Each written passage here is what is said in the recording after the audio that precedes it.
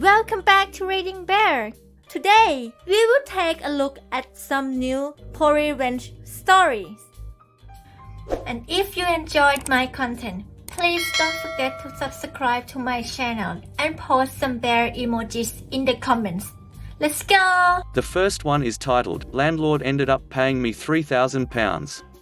Here's a little backstory, quite lengthy but it's necessary. I am a 21 female and an international student in the UK. When I started first year in university, the apartment I was renting out was a last-minute thing. Basically, I didn't have a choice. Before moving in, my friend and I paid our deposit, £1,200 in total. After moving in, the place was great actually, 5-minute walk to university, great location. The first incident was that both our bed's legs, friend and mine, were very bent. I brought this up to my landlord and he said that he would be happy to replace them, at our own cost, and we had to leave the beds after we've moved out, let that sink in. So basically he wants me to buy a new bed for his apartment. We were like screw that. The second incident was when there were a lot of break-ins around the area we lived in. Eventually the homeless and drug users were camping in our apartment, stealing people's parcels, letters and even taking drugs in the hallways. My friend and I felt extremely unsafe, so I texted my landlord requesting another lock for our front door. There was only one lock, which was the main lock, and his response was that it would be too expensive to do that and that he is sure that the area is safe. Says the guy who doesn't even live there. The third incident was after I moved out. I called him asking him what I should do with the keys. He told me to hang on to them until he gets back. About 3 weeks later he contacts me asking me for the keys, which were not with me at the time as I was away. The keys were in my new house and my room door was locked. So I had my landlord and housemate get my spare room key and give it to the guy. There are so much more, but those 3 incidents are the most significant ones. A few days later I texted him asking him about my deposit. He didn't respond until the next day. I woke up to a text from him telling me to call him, so I did. He told me he is taking all the deposit money cause I broke the bed and I left the apartment completely trashed, so he had to hire cleaners. We got into a pretty heated argument and I have not spoken to him since. Obviously, I am not letting him get away with it. I got in contact with a deposit claim agent recommended by my university. My ex-landlord isn't so smart after all, because by law, he is supposed to put the deposit money into a tenancy deposit scheme, which he didn't. Easily that alone, I got my deposit back plus compensation. He ended up paying my friend and I £1,200 each. The additional money goes to the deposit agency. The next one is titled, I don't know what this guy was trying to do. My background is working in restaurants, hotels for 20 years, then retail management for 11 years. In both of those industries you interact with a lot of people. Most customers are nice, fair and not out to cause a problem. Personally, I do my best to provide courteous and efficient customer service. Serving that many people over the years, I can't say that I've seen it all, but I've seen a lot. This incident sticks out in my mind as a WTF moment. This happened a few years ago and I remember it well. I was managing a convenience store, gas station. I was working the night shift covering for an employee that called off. The store was being sold in 2 days and I already had another job lined up. While this was happening, I remember thinking to myself that I had nothing to lose if I angered this guy. The only reason I can think of why this man did this is because he really came across as an arrogant jerk. I'm sure you know the type. These are not pleasant people to interact with. The man was dressed really well, wearing a nice suit. He pumped gas into his luxury car. It was later at night so the place was slow, no other customers at the time. As he's walking into the store I could tell by his swagger that this is a man that thinks his stuff doesn't stink. He walks up to the register, I greeted him, asked if he needed anything other than the gas and he said, no. I rang up what was on the pump, which was $36 US worth of gas. The man opened his wallet, took out a $20 bill, then proceeded to take about a minute to wad the $20 bill into a little ball and put it on the counter. He took another $20 bill from his wallet and did the same thing to the second bill, again taking about a minute to do it, and put it on the counter. As he was doing this he was looking straight at me with this crap-eating grin. I took the 2 bills, unfolded them one time, ran them across the edge of the counter a few times to straighten them out. This took about another minute. I'm really anal about having the money put neatly in my drawer, all the bills face up and pointed the same way. Usually this can be done very quickly. When I gave him his change, which was $4, 4 $1 bills, I took the time to wad each of the bills into little balls, the same way he did. Then I handed the 4 singles to him with a genuine smile on my face and told the man to have a good evening. The look he gave me was priceless. I'm going to assume that no one ever gave back to him what he gave to others. It's these small wins that make life worth living. The next one is titled, Moral of the Story, Once a Cheater. So this revenge story happened a few months ago and I'm too scared to tell any of my friends cause I don't know how they'd view me afterwards. Now let's go back in time to a little over 2 years ago. I was moving states for school, but my ex got a full-ride scholarship at the local state university. We agree to try and make long-distance work. 2 weeks after I leave, I have an anxiety attack and I call my ex. During the conversation I feel like she's being distant, but she convinces me that it's just the anxiety and I don't get to sleep until around 3 a.m. The next morning ex calls me crying to tell me that she cheated but she feels bad and it didn't mean anything. I eventually caved, do the stupid thing and gave her a second chance. The next few months were hell. I spent every waking moment feeling anxious and paranoid. I was checking her social media constantly, I was constantly texting her, and all this anxiety made it hard to focus on my schoolwork. On top of everything, she had me convinced that it was my fault for her cheating, putting the blame on my depression and anxiety. I wasn't allowed to talk to any females because she'd get overly jealous, going as far as to forcing me to isolate myself. Eventually my paranoia and anxiety caused her to break up with me on Valentine's Day. At the end of the term I get dismissed from my university for unrelated health reasons, and I'm left homeless until a few weeks after spring break. My university is on the quarter-trimester system. Over the course of several more months she strung me along while I was in such an emotionally vulnerable state because I had to get multiple surgeries before I can return to school. I'd also like to mention that I have and still struggle with ADHD, depression and anxiety all my life, so I was feeling like I hit rock bottom and such an absolute failure.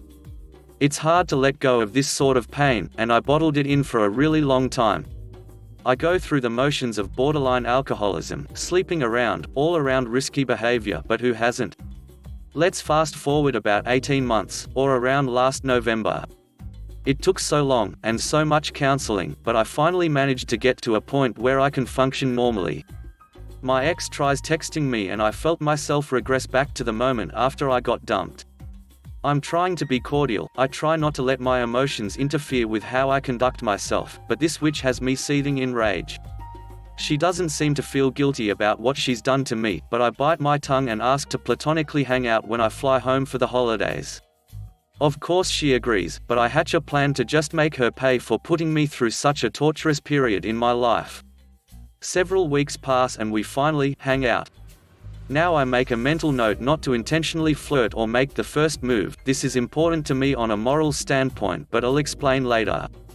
A few minutes turn into a couple hours, we're walking around a mall and it comes time to drop her off home.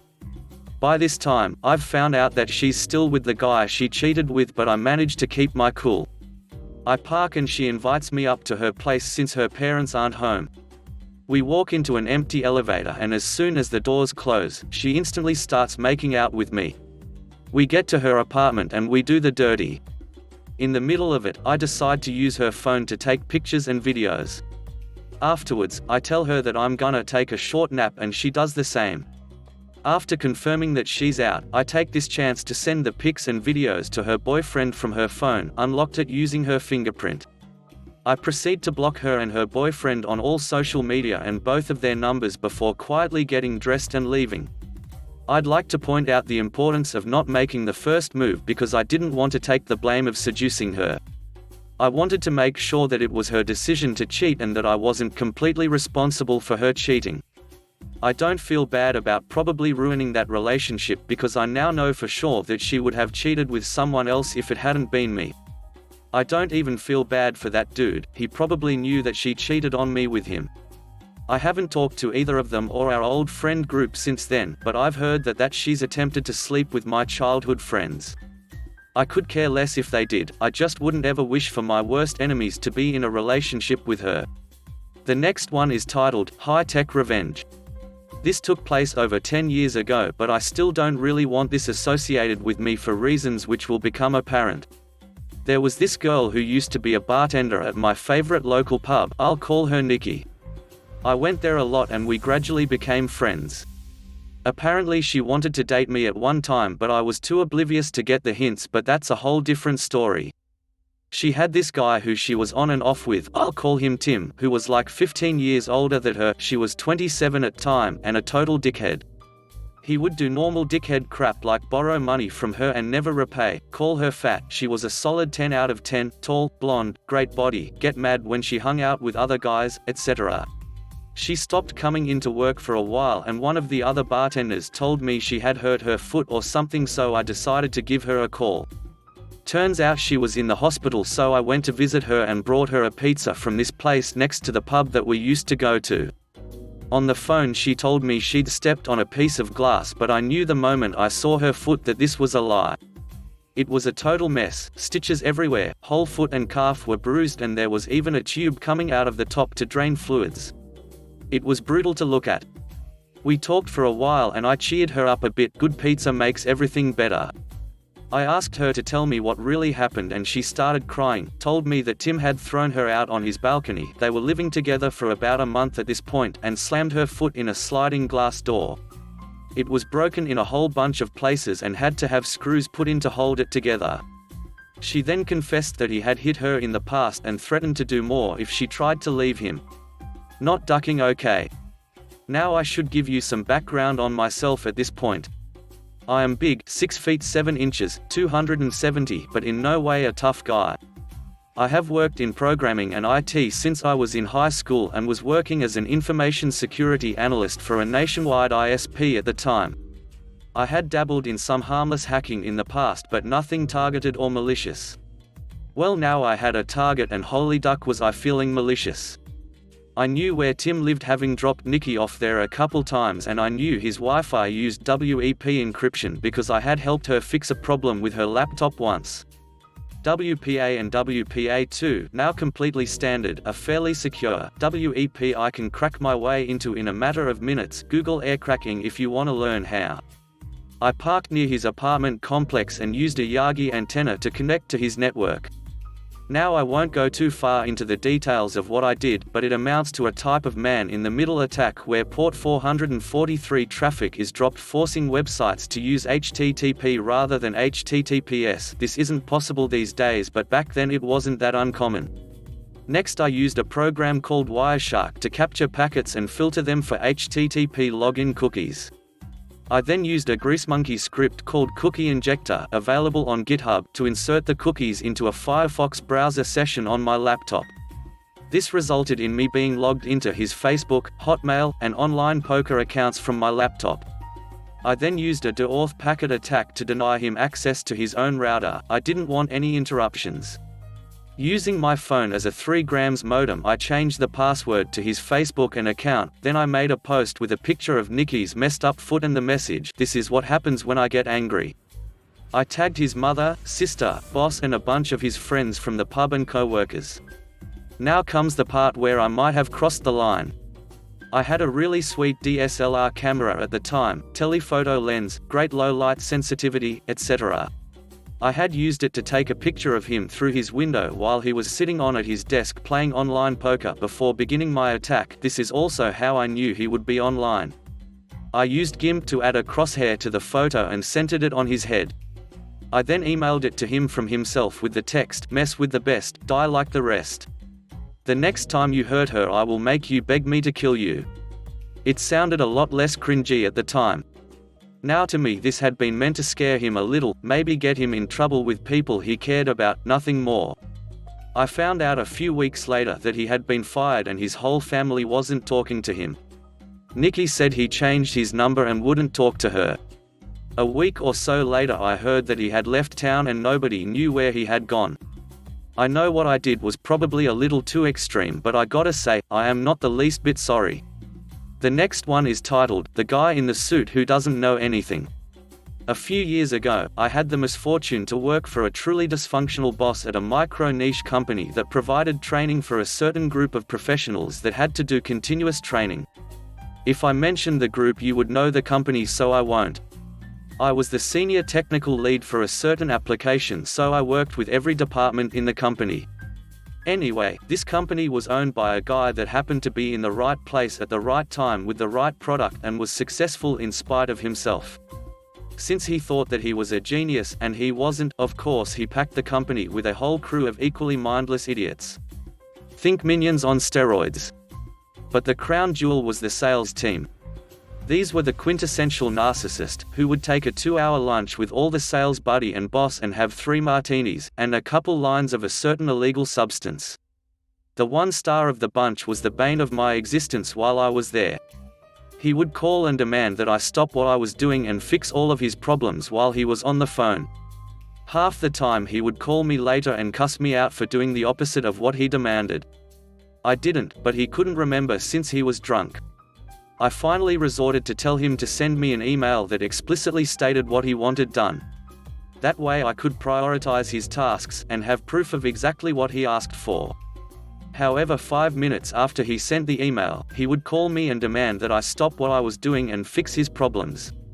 Since we were in a sales-oriented company, complaining to the boss didn't do any good. All I got was, just make him happy, so he doesn't complain to the owner. Thanks, boss. Now comes the revenge. I finally had enough. I was looking for a job anyway and I was underpaid, so I wasn't worried about any blowback. Whenever something broke and he demanded an immediate explanation, I started using Star Trek technobabble. Yeah, that report broke because the Heisenberg compensator blew back through the subspace conduit. Sorry, that user couldn't access the system because the dilithium warp router needed to be hooked up to the Jeffries tube. He bought it all. And then comes the best part. I found out the best part after left the company. He repeated everything I told him to his clients. Word for word. They just thanked him for the information and he went on his way. And then they laughed after he hung up the phone.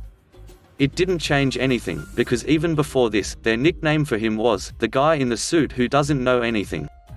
The last one is titled, M breaks my phone after EK tries and fails to unlock it. I steal her purse. One winter, I was taking the train home after a day of doing jack crap at uni. Mostly, just gaming with my friends. I owned a pretty neat Allview X2 Sol Style Plus for some time. Thing held on for a long time. It was pattern locked, as I am bad with words and numbers, but good with shapes. I was on my phone browsing Pinterest, next to M and EK, bad move 1, when EK comes and asks, more like demands, to let him play on my phone. Feeling like a smart ass, I locked the phone and gave it to EK, bad move 2. After about 2 minutes, EK tells M he can't unlock the phone. Being like any other M, she demanded to unlock her child's phone. I say no, ask for my phone back, and she proceeds to smash it to the ground, being all smug about it. Now, it was an old phone.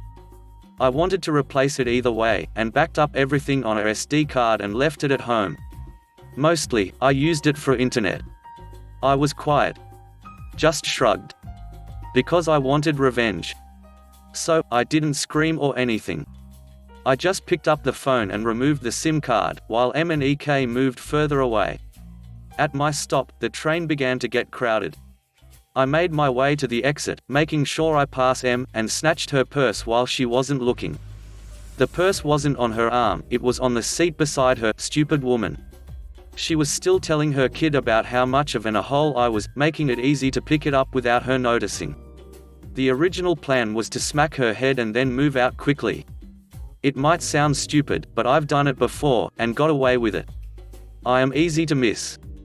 I had my jacket on, and many people had their hoods up, so it was easy to blend in. Before the train left, I knocked on the window next to M and held up her purse. The look she gave was the most satisfying thing I've ever saw. She tried to stop the train, but the emergency stop was either broken or non-existent, old train, and the crowd made it impossible to move around.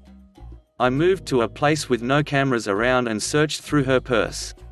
Got close to €400, money was in a different currency, and a Samsung, I can't remember what Samsung, an S something maybe? I tossed the purse in a trash bin outside and went to McDonald's and got a Happy Meal, even though I had a full beard. I didn't regret anything. She broke my stuff, I got it back, plus interest. If someone criticizes me for it, duck you, I don't care. I also wore gloves, so no fingerprints. Thanks for listening.